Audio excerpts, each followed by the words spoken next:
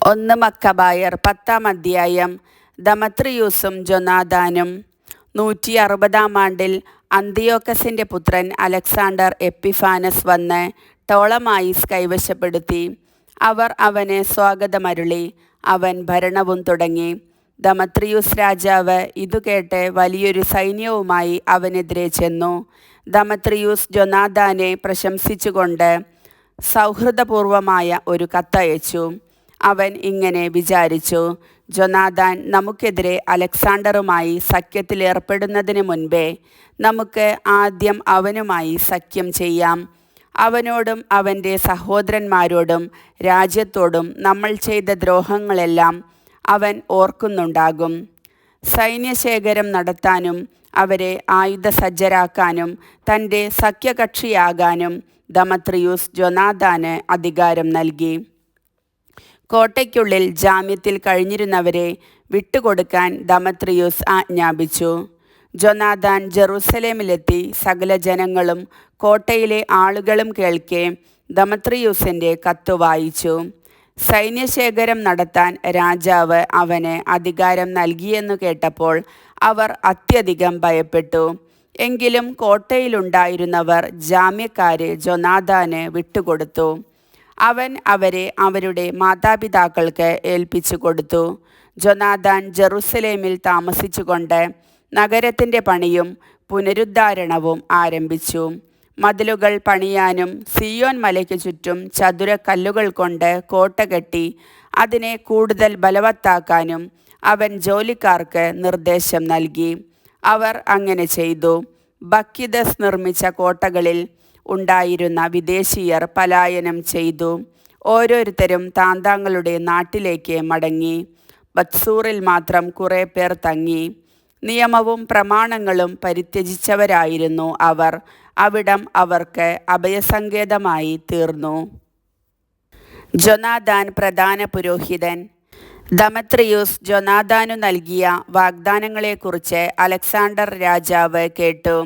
ജൊനാഥാനും സഹോദരന്മാരും കൂടി നടത്തിയ യുദ്ധങ്ങളെയും ചെയ്ത ധീരകൃത്യങ്ങളെയും സഹിച്ച കഷ്ടപ്പാടുകളെയും കുറിച്ച് അവൻ ജനങ്ങളിൽ നിന്ന് അറിഞ്ഞു. അവൻ പറഞ്ഞു: ഇവനെപ്പോലെ മറ്റൊരുവനെ കണ്ടുകിട്ടുമോ? നമുക്ക് അവനെ മിത്രമാക്കി അവനുമായി സഖ്യം ചെയ്യാം. അവൻ ജൊനാഥാന് ഇപ്രകാരം ഒരു കത്തെഴുതി: സഹോദരൻ ജൊനാഥാന് അലക്സാണ്ടർ രാജാവിൽ നിന്ന് അഭിവാദനങ്ങൾ. നീ ശക്തനായ പോരാളിയും സ്നേഹിതനാകാൻ യോഗ്യനുമാണെന്ന് ഞാൻ കേട്ടിരിക്കുന്നു. അതിനാൽ നിന്റെ ജനത്തിൻ്റെ പ്രധാന പുരോഹിതനായി ഇന്നു നിന്നെ ഞാൻ നിയമിച്ചിരിക്കുന്നു. നീ രാജാവിൻ്റെ സുഹൃത്തായി അറിയപ്പെടണം. നീ എൻ്റെ പക്ഷത്ത് നിലകൊള്ളുകയും എന്നോട് മൈത്രി പുലർത്തുകയും വേണം. രാജാവ് അവന് ഒരു ചെമന്ന മേലങ്കിയും സ്വർണ്ണ കിരീടവും അയച്ചു കൊടുത്തു. 160-ാം ആണ്ട് 7-ാം മാസം കൂടാര തിരുനാളിൽ ജൊനാഥാൻ വിശുദ്ധ വസ്ത്രങ്ങൾ അണിഞ്ഞു. അവൻ സൈന്യശേഖരം നടത്തി. വൻതോതിൽ ആയുധവും സജ്ജീകരിച്ചു. ദമത്രിയൂസിൻ്റെ വാഗ്ദാനം. ഇതുകേട്ട് ദമത്രിയൂസ് ദുഃഖിതനായി പറഞ്ഞു: നമ്മൾ എന്തുകൊണ്ട് ഇതനുവദിച്ചു? തന്നെ പ്രബലനാക്കാൻ യഹൂദരുമായി മൈത്രി സ്ഥാപിക്കുന്നതിൽ അലക്സാണ്ടർ നമ്മെ മറികടന്നിരിക്കുന്നു. എനിക്ക് അവരുടെ സഹായം ലഭിക്കേണ്ടതിന് ബഹുമതികളും സമ്മാനങ്ങളും വാഗ്ദാനം ചെയ്തുകൊണ്ട് ഞാൻ അവർക്ക് ഹൃദ്യമായ സന്ദേശമയക്കും. അതനുസരിച്ച് അവൻ അവർക്ക് ഇങ്ങനെ എഴുതി: യഹൂദ ജനതയ്ക്ക് ദമത്രിയൂസ് രാജാവിൻ്റെ അഭിവാദനങ്ങൾ. നിങ്ങൾ ഞങ്ങളോടുള്ള കരാർ പാലിക്കുന്നുവെന്നും മൈത്രീബന്ധം തുടർന്നുവെന്നും ഞങ്ങളുടെ ശത്രുക്കളുമായി കൂട്ടുചേർന്നിട്ടില്ലെന്നും അറിയുന്നതിൽ ഞങ്ങൾ സന്തോഷിക്കുന്നു. മേലിലും ഞങ്ങളോട് വിശ്വസ്തരായിരിക്കുവിൻ. ഞങ്ങൾക്ക് വേണ്ടി നിങ്ങൾ ചെയ്യുന്നതിനെല്ലാം ഞങ്ങൾ നല്ല പ്രതിഫലം നൽകുന്നതാണ്.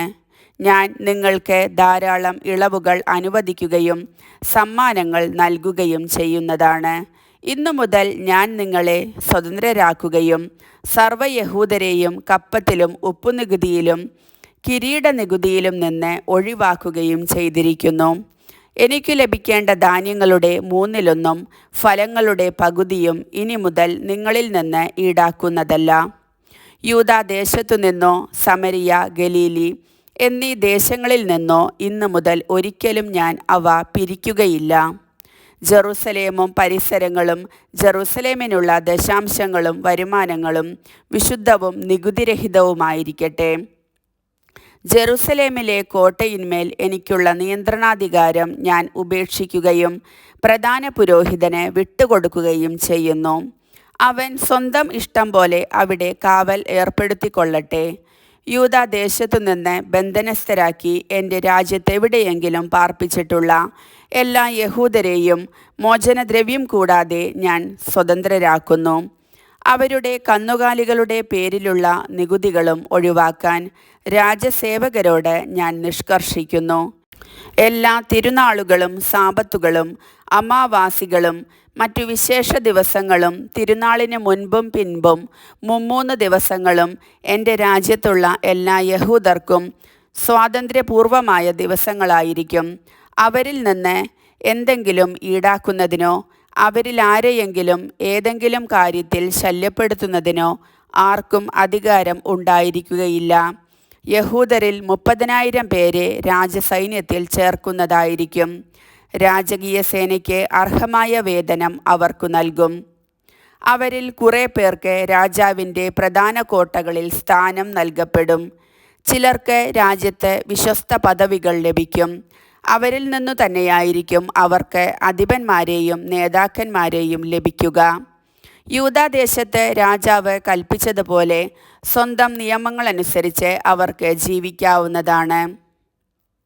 സമരിയായിൽ നിന്ന് യൂദായോട് ചേർക്കപ്പെട്ടിട്ടുള്ള 3 പ്രവിശ്യകൾ ഏകഭരണകർത്താവിന് അധീനമായിരിക്കും.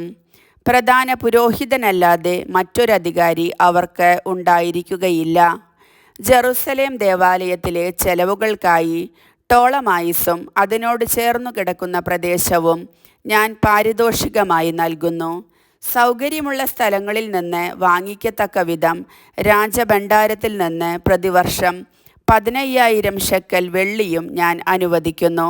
സഹായധനം നൽകുന്നതിൽ ഭരണാധികാരികൾ വരുത്തിയിട്ടുള്ള എല്ലാ കുടിശ്ശികകളും ആദ്യ കൊല്ലങ്ങളിലെ പതിവനുസരിച്ച് ഇന്നു മുതൽ ദേവാലയ ശുശ്രൂഷയ്ക്കായി നൽകുന്നതാണ്.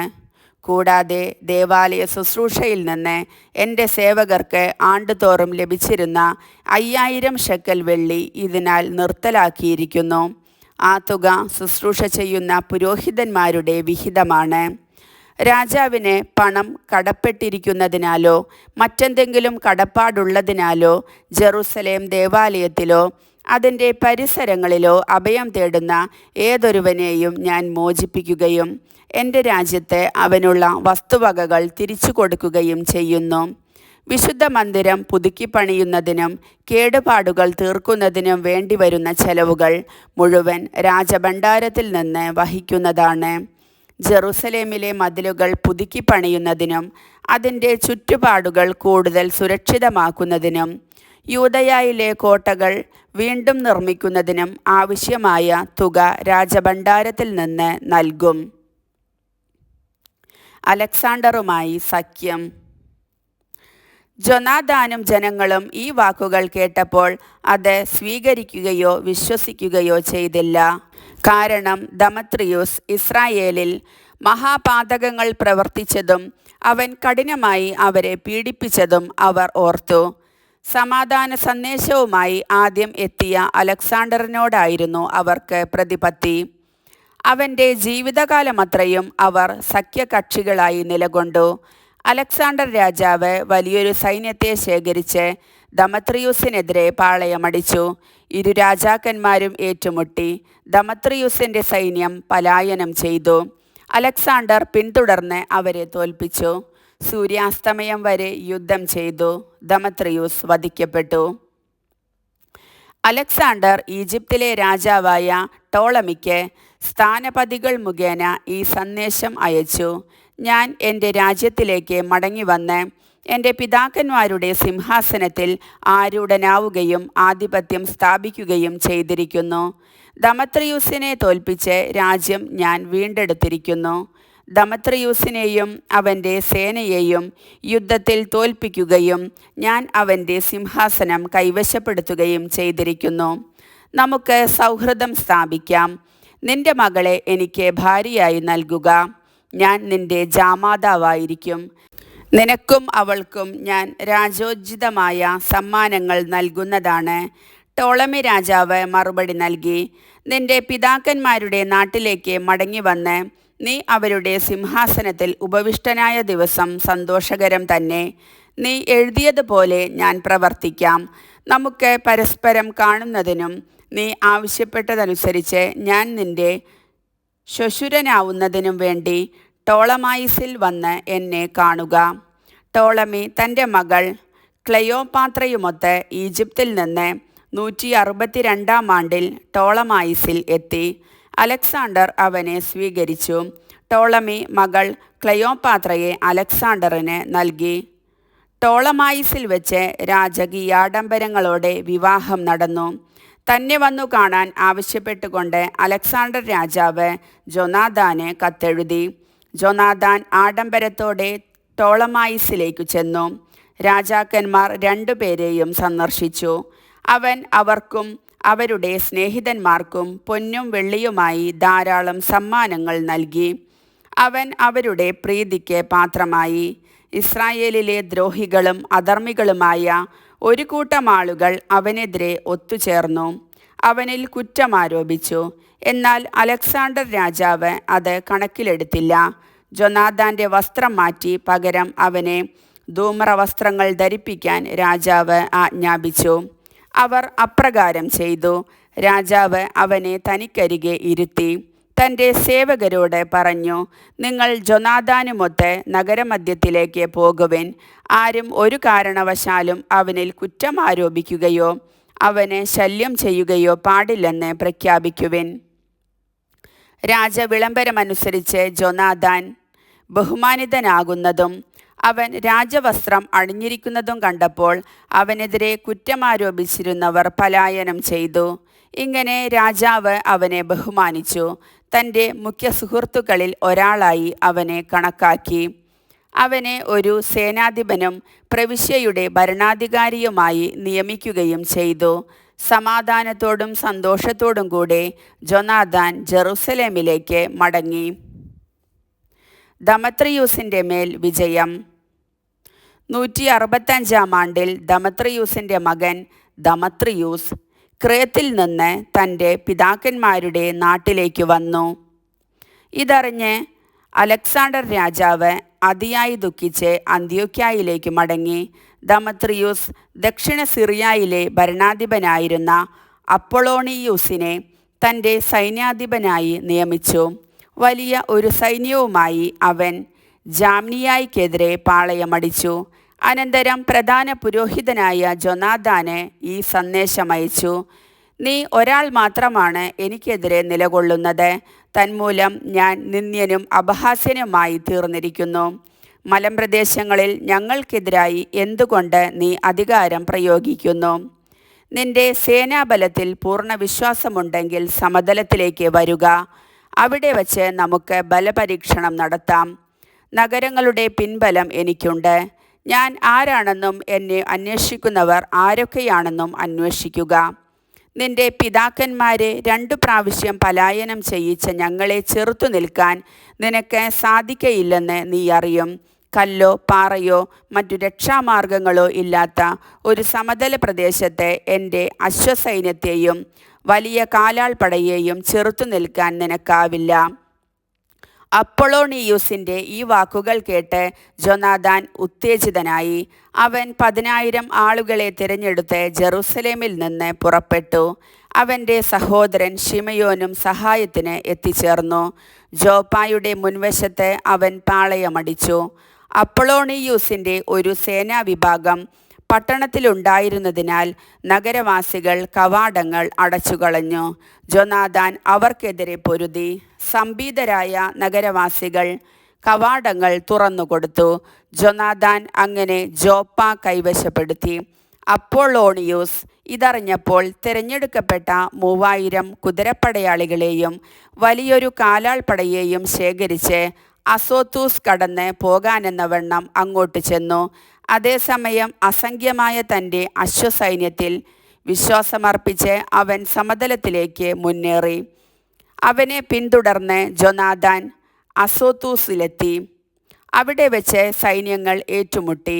എന്നാൽ അപ്പോളോണിയൂസ് 1000 കുതിരപ്പടയാളികളെ അവർക്കു പിന്നിൽ ഒളിപ്പിച്ചിരുന്നു. തനിക്കു പിന്നിൽ ഒരു കെണിയുണ്ടെന്ന് ജൊനാഥാൻ മനസ്സിലാക്കി. പതിയിരുന്നവർ അവൻ്റെ സൈന്യത്തെ വളഞ്ഞു. പ്രഭാതം മുതൽ പ്രദോഷം വരെ ശരവർഷം നടത്തി. എങ്കിലും ജൊനാഥാൻ്റെ ആജ്ഞയനുസരിച്ച് അവർ അചഞ്ചലരായി നിലകൊണ്ടു. ഒടുവിൽ ശത്രുവിൻ്റെ കുതിരകൾ തളർന്നു. തത്സമയം ശിമയോൻ സൈന്യവുമായി മുന്നോട്ട് വന്ന് കാലാൾപ്പടയെ ആക്രമിച്ചു. അശ്വസൈന്യം തളർന്നിരുന്നു. അവൻ അവരെ നിശ്ശേഷം തോൽപ്പിച്ചോടിച്ചു.